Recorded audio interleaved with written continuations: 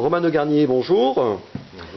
Merci de vous prêter au jeu de l'interview donc pour la tête du spectateur. La boîte de Pandore, dernière pièce à laquelle on a assisté, est une, on va dire, pièce policière. Est-ce qu'on peut appeler ça comme ça? Oui, moi j'appelle ça un thriller ou un truc comme ça. Un thriller, c'est vrai, on pourrait dire aussi un thriller. Peut-être le premier thriller au théâtre, non? Non, il y a dû en avoir d'autres, mais c'est vrai qu'il n'y en a pas beaucoup. D'accord. Donc, alors pourquoi justement en tout cas pour vous, c'est le premier, non? Pour moi, c'est le premier, oui. C'est le D'accord. premier pour plein de choses d'ailleurs sur ce spectacle. C'était une grande première, on va dire. D'accord. Alors le premier pour plein de choses justement. Donc, à part le style. Oui, en fait, c'est un projet qui est né de manière un peu spéciale puisque c'était la réalisation que je devais faire avec justement l'atelier qui s'intitule Atelier de réalisation théâtrale que j'anime depuis plusieurs années au Créarc, tous les lundis de 18h30 à 21h30. Et c'était une période où j'étais un peu à la recherche de qu'est-ce que j'allais faire en fin d'année justement, et pousse la porte du bureau du Créarc une dame qui travaille à la médiathèque de Sassenage et qui vient nous trouver en me disant voilà, j'ai un problème, on organise un mois du polar à Sassenage, on avait prévu de travailler avec une compagnie de théâtre pour faire une soirée théâtrale. Malheureusement, ils ont des problèmes, ils ne pourront pas assurer.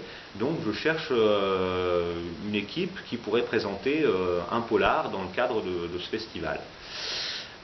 Comme je savais que je devais faire quelque chose et que je n'avais pas encore trouvé, je dis bien sûr, il n'y a pas de problème. Moi-même, j'ai un groupe, je ne sais pas encore ce que je vais faire en fin d'année, donc on pourrait travailler sur un polar. Je vous le propose, puis si ça vous intéresse, on le programme pour votre festival. Donc, elle me dit d'accord.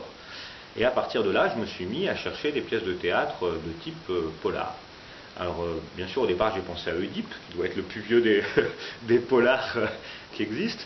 Mais par rapport à la distribution que j'avais dans mon groupe, c'est-à-dire majoritairement des femmes et assez peu d'hommes, ça paraissait un petit peu compliqué. J'ai fait le tour de différentes pièces de théâtre, rien ne me convenait.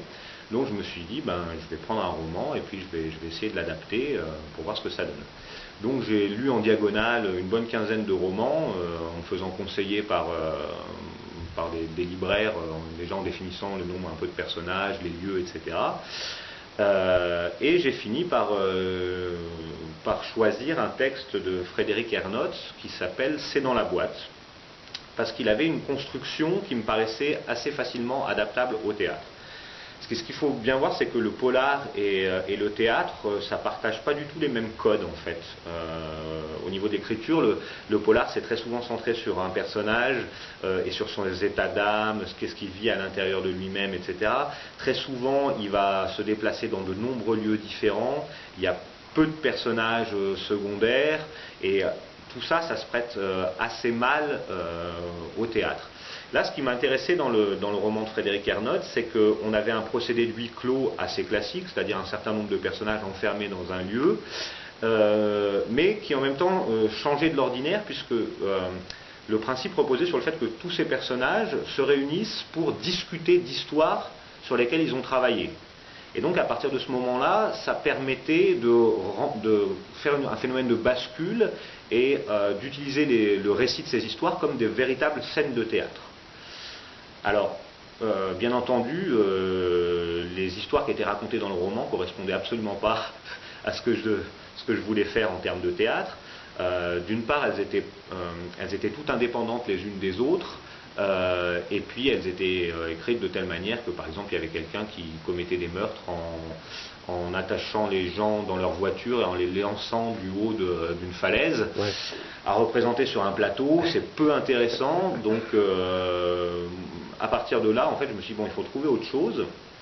Donc avec le groupe on a travaillé sous forme d'improvisation.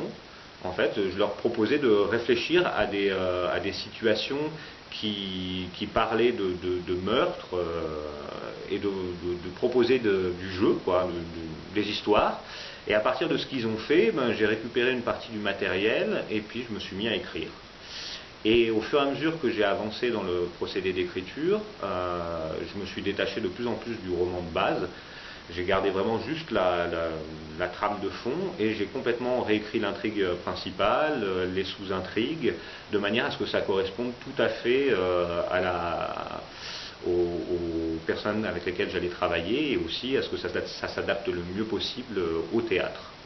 Et pour moi, c'était la première fois que j'écrivais autant sur une pièce de théâtre. J'ai toujours adapté à droite à gauche. Ouais. Par exemple, la méthode, j'avais déjà fait un mélange de plusieurs textes en réécrivant carrément des parties de moi-même, etc. Mais là, on va dire que quand même à 80%, c'est moi qui ai écrit le texte et c'était assez intéressant. D'accord. C'est vrai que c'est pas la première fois qu'on vous voit adapter un texte pour la scène. C'est vrai que là, moi, ce qui m'avait, je dirais, le plus frappé, c'était effectivement que c'était que, enfin, comme je le dis dans la critique pour le blog, c'est que chaque participant de l'atelier a une part tout à fait satisfaisante dans le spectacle, a un rôle tout à fait satisfaisant. Bah, c'est aussi le principe de l'atelier, c'est-à-dire que c'est un groupe, je dirais, maintenant qui commence à être quand même très avancé au niveau de la pratique artistique, donc ils ont un bon niveau, etc. Mais ça reste un atelier, c'est-à-dire qu'ils sont là aussi pour continuer à apprendre des choses. Donc on essaye de travailler de manière la plus collective possible. Il faut que chacun ait l'espace pour s'exprimer. C'est une manière de travailler qui est très différente de quand vous faites appel à des intermittents ou à des professionnels, où vous imaginez votre spectacle, et peut-être que dans ce spectacle, vous allez avoir un personnage qui fait une intervention de 3 minutes sur le plateau, mais c'est pas grave. Comme vous faites appel à des professionnels, de toute façon, vous payez la personne, donc elle peut venir intervenir 3 minutes et repartir derrière. Là, on est vraiment dans un mode de production qui est un véritable échange entre les participants de l'atelier et le travail de mise en scène et d'écriture. C'est vraiment, je dirais, c'est presque de la création collective, mais mais dirigée. Ouais, c'est ça effectivement, moi c'est ce qui m'avait frappé, ouais, c'est ce côté-là,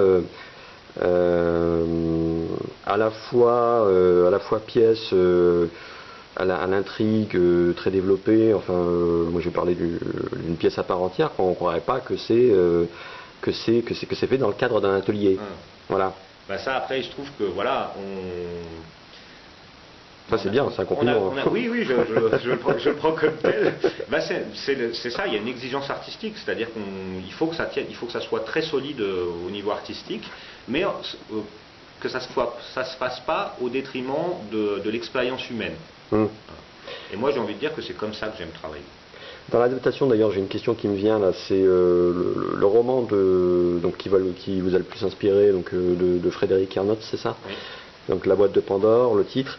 C'est dans la boîte. Pardon, la boîte. La boîte de Pandore, par exemple, l'histoire de Pandore, ouais. il n'en est absolument pas question dans le roman de Frédéric Ernotte. Oui. C'est moi qui trouvais très intéressant de faire le lien entre cette histoire mythologique et toutes ces boîtes à indices qui s'ouvrent et qui contiennent des histoires proprement terrifiantes avec tous les maux de l'humanité. Là où je me disais il y a dû y avoir un travail d'adaptation, c'est notamment dans les scènes là qui sont j'allais dire jouées, puisque c'est vrai que il y a une structure dans ce spectacle où on peut distinguer un peu j'allais dire deux tableaux, mais en tout cas deux scènes. Tout à fait, il y a deux univers. Il y a deux univers, voilà, qui s'enchaînent à chaque fois. Et il y a notamment une scène où avec un meurtrier qui veut assassiner des vieux. Oui. Et donc ça c'est quelque chose de très moderne, on va dire, enfin puisqu'il y a des réflexions sur voilà la politique actuelle, sur le financement des retraites, etc., des choses comme ça. Et j'imagine que le roman C'est dans la boîte, lui, n'est peut-être pas forcément de contemporain. Il a été écrit récemment, hein, c'est un roman qui est sorti en 2011 je crois, ou en 2012, donc justement j'avais fait exprès de travailler sur des nouveautés entre guillemets pour sortir un petit peu des classiques Agatha Christie, etc. Mais c'est vrai que lui il ne traite pas dans son roman il raconte des histoires mais qui ne traitent pas forcément de problèmes de société ou de politique, etc. Et moi je trouve qu'au théâtre on a deux missions. La première, c'est de construire une bonne histoire qui permette aux spectateurs de ne pas s'ennuyer, de suivre quelque chose, de s'amuser, quoi. Et la deuxième, c'est de faire passer un certain nombre de réflexions. pas des messages forcément il faut penser comme ça, il faut dire comme ça, etc. Mais en tout cas, pousser le spectateur, s'il en a envie, s'il en a le désir, à la fin du spectacle, à se dire quand même, peut-être qu'on pourrait réfléchir sur ce problème-là, parce qu'il y a peut-être quelque chose à faire. Et c'est vrai que sur cette histoire de tueur de vieux, je trouvais que c'était une manière intéressante de parler de la problématique du vieillissement de la population et d'une manière un petit peu grinçante, hein, faut bien le dire, mais là ça s'y prêtait. Moi autour de moi je travaille avec beaucoup de personnes âgées et ça se passe très très bien, je ne veux surtout pas qu'ils disparaissent, mais je trouve que c'était rigolo d'avoir un personnage comme ça qui décide de sauver le pays, entre guillemets, qui considère que le plus gros problème du pays, pour une fois ce ne sont pas les étrangers, les immigrés, etc., mais ce sont les vieux qui prennent trop de place. D'accord, d'accord. On se quitte alors sur cette réflexion. Les vieux prennent trop de place. Non, les vieux sont très utiles à notre société. Dieu merci. En tout cas, ils ont inspiré une scène très bonne. En tout cas, oui, je me souviens que ça. Et puis je crois que c'est ce qui a mieux fonctionné dans la pièce. Sur la séquence, oui. Ouais. Non, on va dire que dans cette séquence qu'on dénonce surtout, c'est une forme c'est la vieillesse un peu réactionnaire, c'est-à-dire celle qui veut pas bouger, qui aimerait toujours revenir à comme c'était avant. Ouais. Etc. D'accord. Voilà. Et alors, pour conclure, cette pièce-là, donc il y aura à nouveau une représentation, au moins une? Oui, alors on va le reprendre au mois de novembre, je n'ai pas les dates exactes en tête, mais c'est fin novembre. On fera donc une représentation à Sassenage dans le cadre du mois du polar, et on le reprendra au Petit Théâtre pour 5 représentations. Ah, bah très bien, voilà une très bonne nouvelle. Oui, on est très content de pouvoir le faire. D'accord, avec les mêmes... avec le même groupe, les mêmes comédiens, à part si la vie... oui. Provoque des bouleversements, mais normalement les mêmes. D'accord, très bien. Merci beaucoup. Merci.